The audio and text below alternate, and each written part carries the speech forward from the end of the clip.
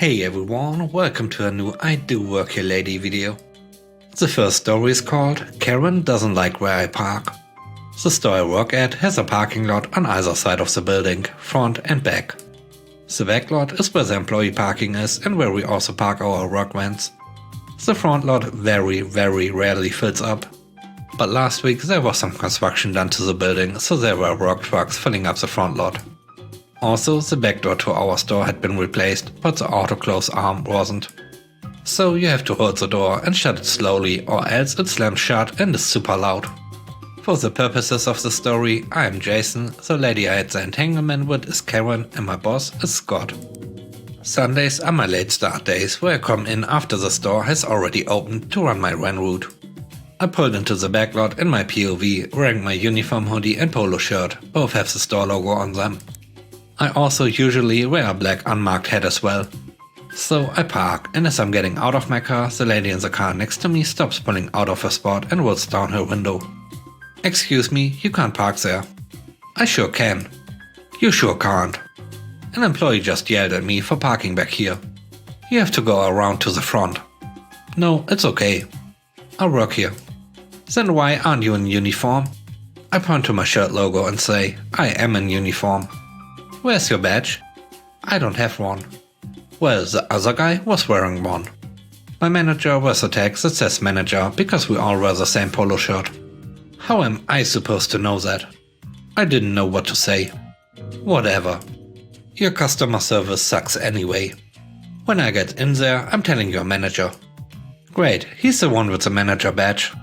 At this point, I'd gotten my bag out of my backseat and had started walking towards the store. "Hey, idiot. I'm still talking to you." I'm about to turn around and say something. But I guess Scott heard the commotion and decided to try and get me out of a tough spot in his own way. He throws the back door open and yells, "Jason, why the heck are you late? This woman told me I can't park here. He doesn't even work here. Ma'am, I asked you to pull around front to the customer parking. You can't treat your employees that way. I thought you said he doesn't work here." By now, I've made it into the store and Scott waves me in. Making full eye contact with Karen, he moves his hands and lets the door slam shut over top of what she was yelling at him. Unfortunately, I wasn't there long enough to see if she actually came in and tried to deal with him or not. The next story is called Karen Doesn't Like Where I Am. This was a very long time ago now, a good few years. I used to work on a narrow gauge steam railway local to me. I was training up to become a stoker, so I was technically a trainee cleaner at the time. But I had a few footplate trips to learn the ropes on how to fire each locomotive, as no two engines behave the same, even if they are the same exact type of locomotive. So the driver hopped off the footplate as we weren't due out for another 20 minutes, leaving me and the stoker on the loco chatting about different firing techniques. Then the injector, the special bit of kit that uses steam to force water into the boiler, started making some very loud noises that it is not supposed to make. The stoker hopped out of the cab to have a look at what was going on, grabbed a hammer, adjustable spanner and started tinkering away. Now I was wearing full cover overalls and a flat cap. But due to the heat of the summer, I had unzipped the top half of my overalls so my shirt was visible. It was about 30 degrees Celsius outside, which is hot for England. Also, be in mind that I literally stood next to a raging coal fire as well. I can't see the water level in the gauge glasses, so I open and shut the gauge valve quickly so I can see the water bounce around in the glass to see where the level is. Then a woman starts to yell at me. "Why are you doing that? Get down from there." Sorry miss? You shouldn't be up there. Passengers aren't allowed on the engines, I should drag you off there myself. "Miss, I work here. I'm a trainee. I'm supposed to be here." "No you don't. You're only saying that so you can stay up there. Get down right now." She goes to grab me by the arm. "Don't touch me." The stoker says, "Hey, could you pass me the can of magic stuff please?" The magic stuff is a nickname for a special blend of lubrication oil that many railways use as a general lube oil. I pass the can to him. Karen just says "oh" and walks off. I dare say that the stoker could hear everything that was going on.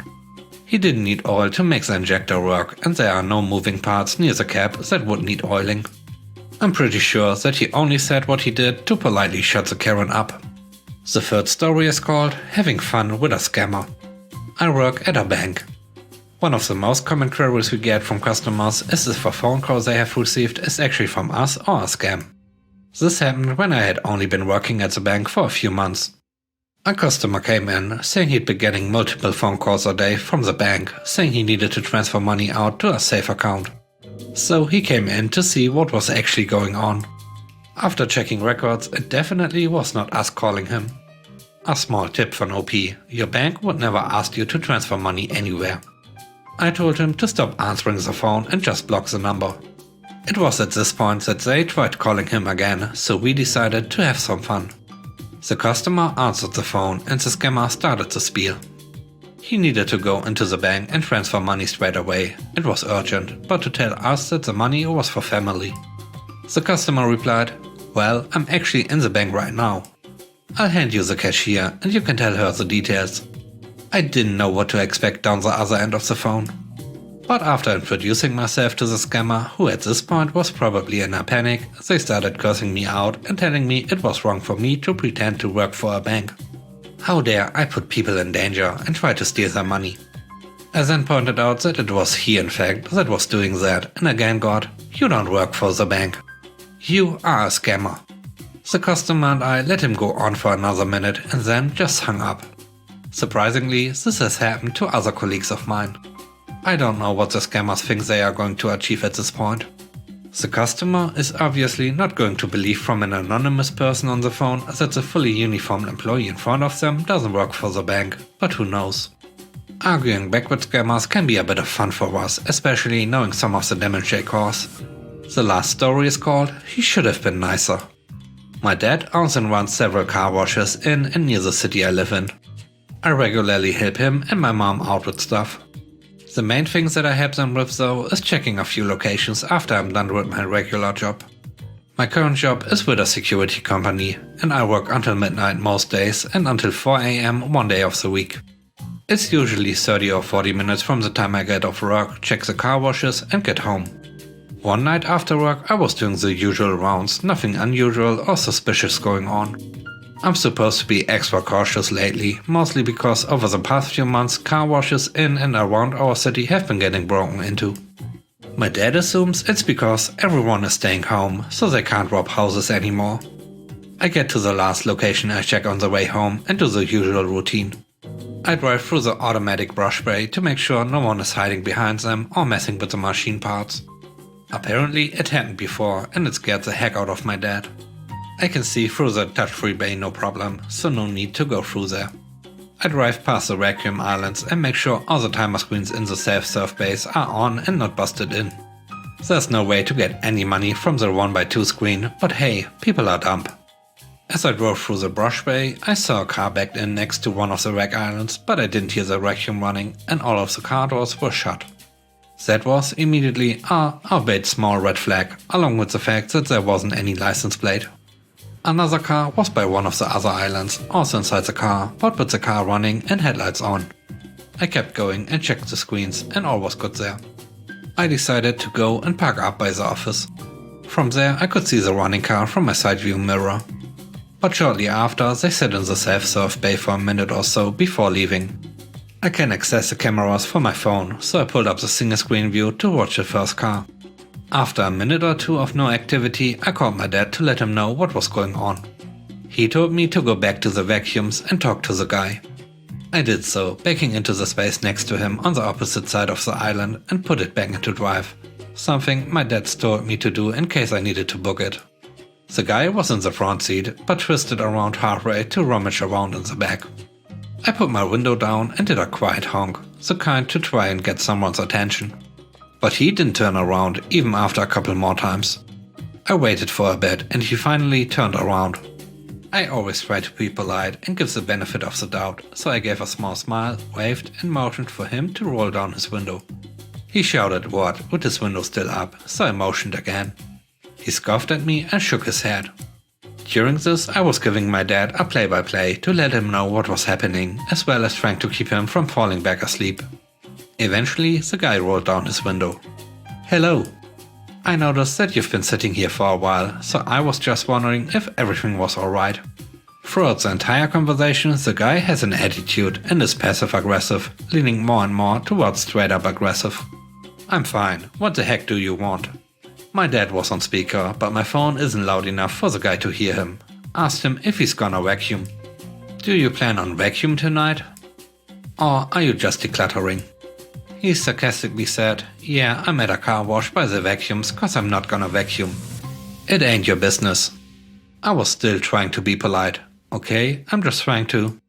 My dad tells me, tell him he needs to vacuum or leave. He has dealt with enough things that he just gets straight to it. I, unfortunately, am not as confident as he is, especially when it's dark outside. I'm by myself and all I have to defend myself is pepper spray. By this point, the guy had already put his window back up and got out to move stuff in the backseat. I could now see another person in the passenger seat, presumably his girlfriend. She was trying to say something, but I couldn't make out what she was saying between the window and my dad talking to me. The guy kept making comments about how long I would be hanging around for. By this point, I was extremely uncomfortable and anxious, and all I could really say to him was something about not wanting to drive and use my phone at the same time. My dad finally told me I can go back to the other side of the building, and from there he told me to call the cops to get a no trespass on both of them. I'm already not a fan of police, but I've had to call them before for a similar, though much less anxiety-provoking situation. And there's no way my dad would let me not call them down there. There's not much dialogue from this point on, and I couldn't see what exactly was happening since I was trying to stay out of the way once the cops got there. But after a while, they put the guy in the back of one of the cars. An officer came over to tell me that they had a warrant for his arrest. The guy's car got towed, and shortly before I left, a police van arrived. I was super anxious throughout the whole ordeal, but it did feel kind of nice knowing that because he wouldn't just be polite, it led to him getting arrested. Thanks for watching the video. I hope you enjoyed it. If you did, leave a like, comment and subscribe. Have a great day. Bye bye.